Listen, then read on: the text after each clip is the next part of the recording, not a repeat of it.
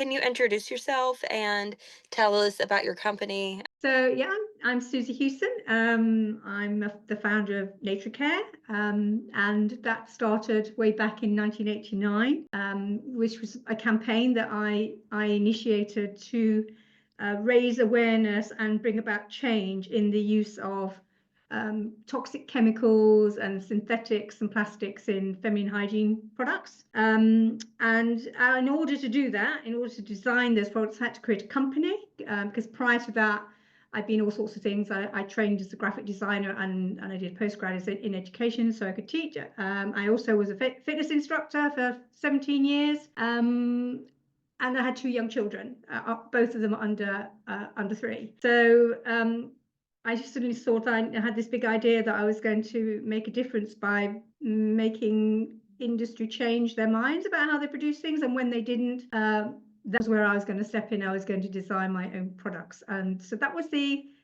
idea.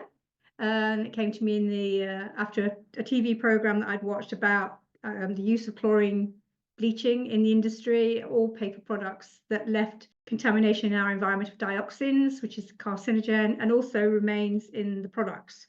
But this is also at the same time, around this time, that toxic shock syndrome was hitting the world. So there were lots of things that I was campaigning to raise awareness of. And there's that moment where you decide, well, if no one's going to do anything about it, then I'll have to do something about it. That was the beginning. And the formation of the company. And actually, this is my home. I work in an office not too far away from here, where our logistics and all my staff are in the UK, and in the US we're in Colorado and in Ontario.